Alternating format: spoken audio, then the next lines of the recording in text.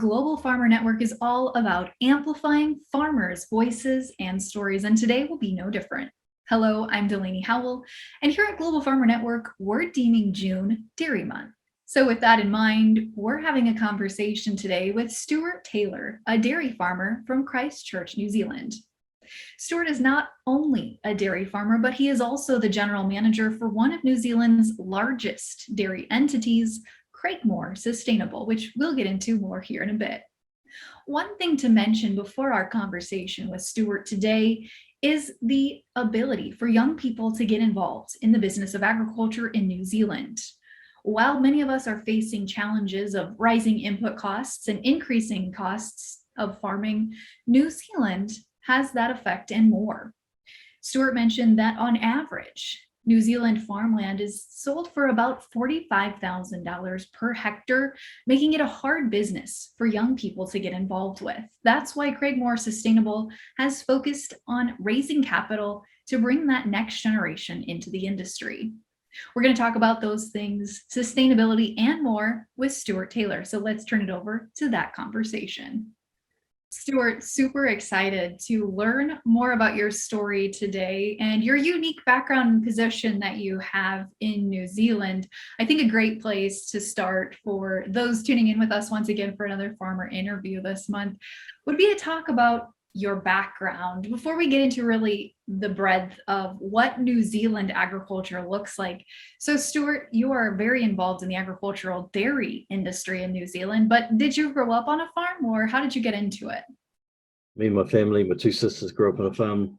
It's in the north of New Zealand. It started as a 80 cow operation and ended up about 120 cow dairy farm. Our family bought that farm in 1981 after share farming for about 10 years. Interesting, my parents bought that farm for $60,000 in 1981. It's probably worth about 8 to 10 million now. It was a really interesting time in New Zealand and agriculture, and a great place to grow up as a child, as a young man. And that little 120 cow operation put myself through university and my two sisters through education as well. Interesting. My mum still runs that farm. I always kind of realized that she was going to be in charge for the rest of her life. So she's 79 years old and she's still running that farm actively every day. So I had to cast out and buy my own farm. That's amazing that at that age, she's still running the dairy farm with no plans of retirement, really, it sounds like. So you had to kind of go out and make your own path. But did you ever consider going into a different field, or did you always know that the dairy industry was where you wanted to be in your career? I think it was just a natural fit. After university, I just went straight back into farming.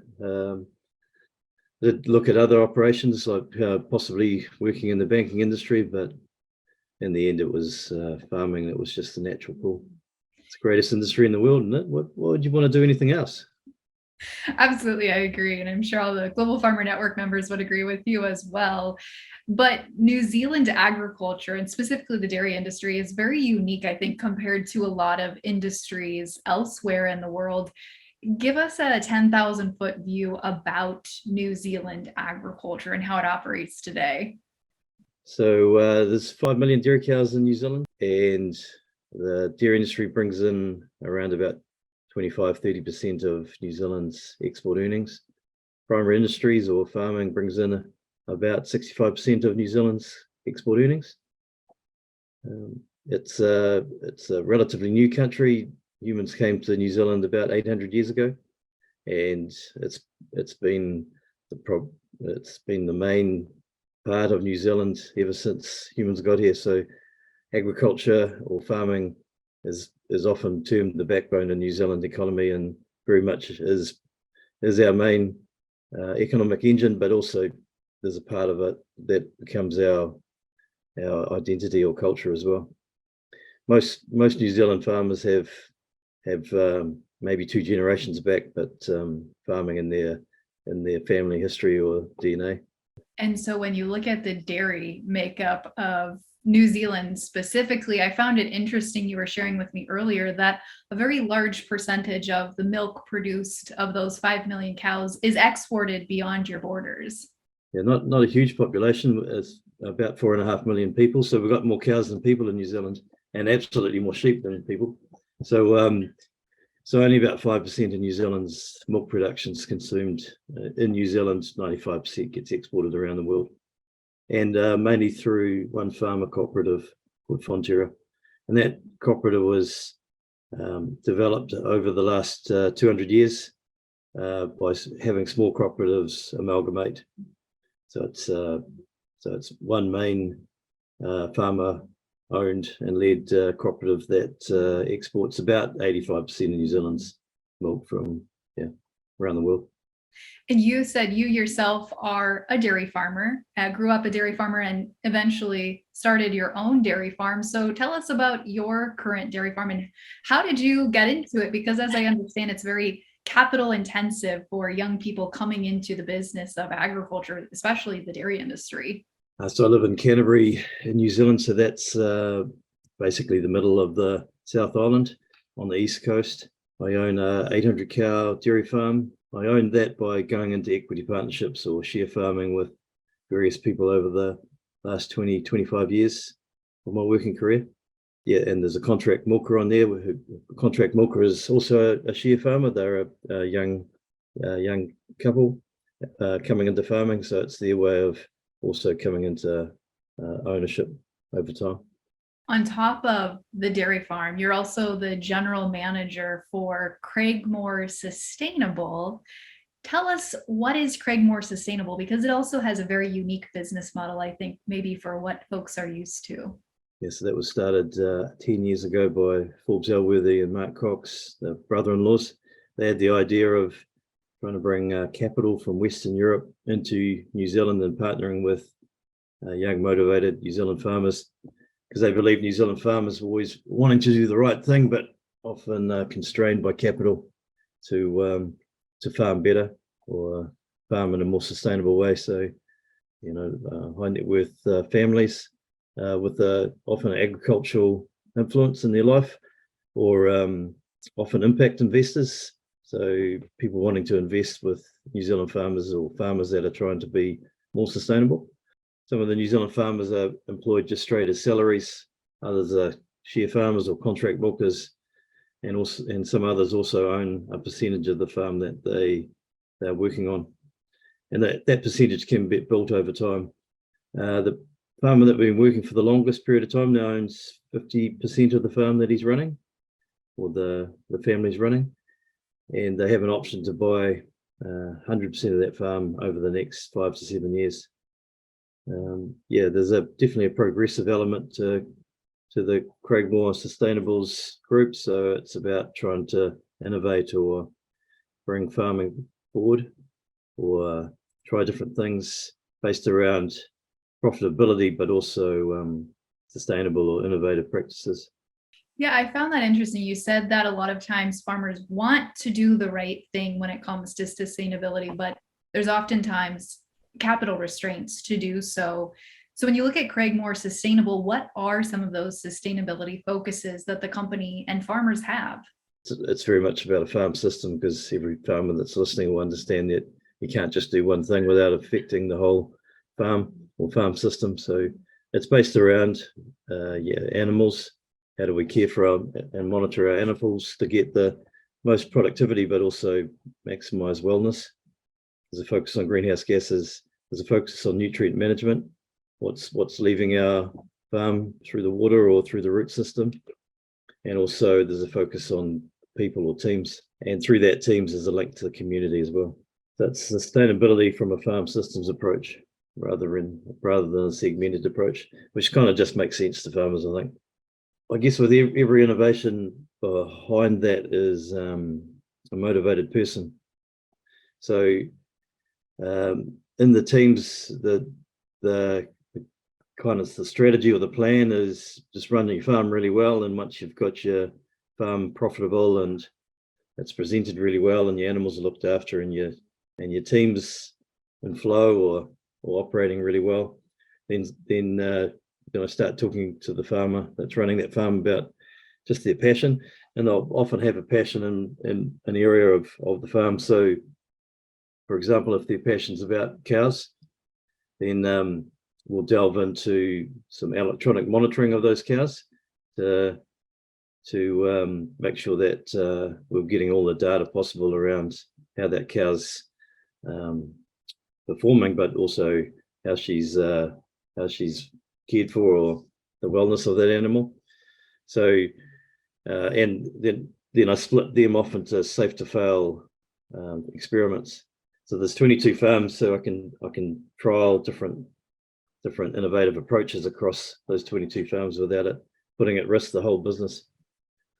And it's definitely it's that ability to share the risk across the 22 farms, and then the stability of the low debt or high capital in the business means that we can take a few more risks with Craigmore Sustainables just to drive that change. And on my own farm, we've only bought it a year ago, the new farm. So it was very much just about being a really good farmer and trying to run a good farm and have a good team and look after our cows and then be profitable. So on my own farm, there's not a lot of innovation at this stage, just being a really good farmer. But on the Craigmore Sustainables farms, I'm able to just push those boundaries a bit more. So in and around looking after our animals, we've got a couple of, we call them wearables, so electronic monitoring, not too similar from your watch that you might be wearing. So one of those is a SmackTech bolus out of Western Europe. So that sits in the rumen of the cow and monitors her health and well-being. That's a really interesting product. So a huge wealth of data around whether she's getting sick or she's got infections, or whether she's cycling or ovulating, or whether she's about to calve. So there's a lot of data around that. There's a electronic camera that monitors the cows for lameness. So every day takes a small video of the cow as she comes and goes from the cow shed, and it'll pick out cows that are possibly lame. And it also monitors the body condition, or how much subcutaneous fat sitting on the back of the cow on a daily basis. So that's an Omni-Eye product. There's also a halter which gives a series of cues to the cows around buzzes and flashing lights from the halter that sits around her neck, and it'll actually give her cues to come to the cow shed at certain times of the day. So that's an interesting product as well. That's called halter. So we're also looking into greenhouse gas mitigations. So there's obviously the energy system, so moving away from coal-based electricity to solar or natural generation. So we've got a lot of hydro in New Zealand, so trying to use hydroelectricity, and also ways of mitigating methane off the properties. So there's a couple of systems that we've used around treating our effluent, which reduces all methane from effluent. So it drops about 8% of our greenhouse gas per farm from that treatment. That's developed in New Zealand. It's called EcoPond. There's a product that our farmer cooperative has developed. It's called Cow Butcher, which is a play on words. It's a culture that you feed to your calves. So you change the bugs in the rumen for the lifetime of the cow or the calf, and that looks like it reduces the methane from that animal by about 20%. So I'm kind of just touching on some of the innovations. There's about 25 or 30 all up of the safe to fail trials that we spread around our dairy farms. Yeah, and like I was saying before, it was based around that passion of the farmer, because ultimately it's the passion of that farmer that drives this sort of change. You need a really good person behind it and a really good team behind change. I could talk about that for the next 2 or 3 hours, so I'll just pause there and give you a chance to carry on with the interview. Yeah, I mean, I think it's amazing all of the different technology and innovations that you've just started to mention that are Yeah. able to help move the industry forward. But as you look at your role as general manager, what are you focusing on day to day? Are you just looking at what are those next technologies coming down the pipeline and how do we research and implement those with our farms? There's a bit of that, and it's easy to get captured in that stuff. But in the end, most of the job is about providing space for the teams and the leaders on farm to just do a great job and be a great farmer. That fundamentally, that's what my job is. It's create the space for the guys on farm to do a great job. Yeah. So of those 20 plus farms that are part of Craigmore Sustainable, how often are you traveling to see all of those farms? It's about a 5 hour drive spread, so not too bad. So I'll be out once or twice a week, just going around the farms. There's no fun sitting in an office, eh? All the fun's being out there on farm. Yeah, it's quite special, eh? Be able to go onto farms and just touch base and see the farm system and see it succeeding and see the animals in the paddock getting fed well and looked after, and the team's happy and performing. It's amazing the life that people can create through their farming enterprises or their jobs. It really it really gives people opportunities and to make something out of their life, something for themselves, but also their families. What percentage of the business right now would you consider young farmers, and what percentage is maybe older farmers that are maybe going to transition over the future? So I think the average age of farmers in New Zealand is 60, or just going past 60. So yeah, this generation, it's really difficult to get into farm ownership just because we've seen such massive increases in the value of farms based around just an understanding of how important food is to the world, and an understanding of the high quality nature of milk products and meat products. So it has meant that a lot of wealth has been created in farming in New Zealand based around land values. And we've seen land values go from, I think in 1981, parents bought their farm per hectare for $1,500. And that same farm would be worth about 30,000 per hectare at this stage. So since 81, there's been massive wealth creation and an understanding of the value of high quality food, mainly developed in New Zealand, or mainly produced in New Zealand from a ryegrass pasture. But yeah. So the high capital worth of land per hectare means that is difficult for the next generation to get into farming. So you're seeing that element where the average age of farmers has moved past 60. So very much my generations and the generations of people that own the farms need to create space for that next generation. And what Craigmore's doing is a way to allow people to actually get into farming in some form, eh? So they might not own 100% of a farm, but it's about owning a percentage of what they're running, and getting that economic benefit from their skill and ability. So it's about trying to share that profit to them. So as you look at the current makeup of Craigmore Sustainable Farms, what percentage of them would you say are that next generation that are coming into the business versus the 60-plus-year-old farmer? There's a couple of 60 plus farmers, but most of the guys working on farm, guys and girls, are all that 20 to 40-year-olds. So some of the farmers that have been with Craigmore for the longest period of time, they're more that late 40s, early 50s, but the majority of people are young farmers. Absolutely. So as you look at other ways, you mentioned that one of the factors, which I think is unique and isn't one maybe we talk about a lot that is related to sustainability, is also the people in the business. A lot of times we're focusing on the environmental sustainable impacts, but it's also the people and how they're able to play a role in sustainability. So as you look at recruiting the next generation of farmers, or goals and focuses of how to keep young people coming back to the business, what are Craigmore Sustainable's focuses going to be? I think it's very much just embracing the fact that it is the greatest industry in the world, and it is the most innovative business in the world. So it's a platform for the next generation to really create change. That that's farming. So farming can be also anything you want it to be.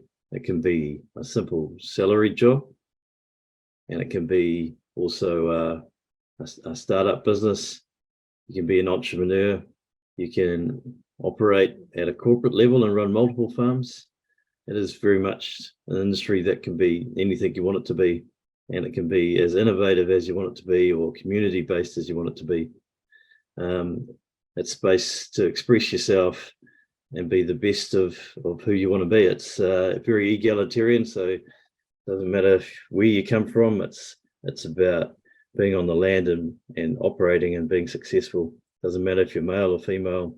You put on your raincoat and your leggings and you're all dressed the same. It's just about being the best person you can be. So I just can't understand why anyone would want to do any other job.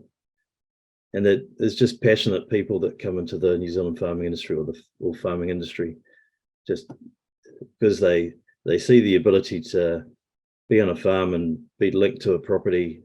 And there's something really special about that. And also linked into a community.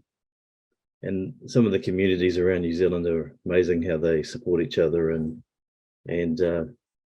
get together to really just create a life for themselves, but also the people around them and their families. And the people coming into the group and the people coming farming New Zealand are really inspiring and motivated people. It's just something really quite special. And I'm sure around the world we'll be seeing those same things based around farms and farming industry. So you hear a little bit about people worried about the next generation coming into farming, but that's not what I'm seeing. I'm just seeing motivated young people that see it as an opportunity to really express themselves and make a life for themselves and their family. Well, I love that. I think that's a great place to wrap up our conversation for today. So, Stuart, thanks so much for sharing just a little glimpse into your life and your story within New Zealand agriculture. Yeah, no worries. Thanks for coming out for the day. Well, that wraps up another Global Farmer Network interview series, but be sure to follow along with us on social media: Facebook, Twitter, LinkedIn, Instagram, and TikTok. You can also find the Global Farmer Voices podcast wherever you find podcasts to find more great GFN member stories.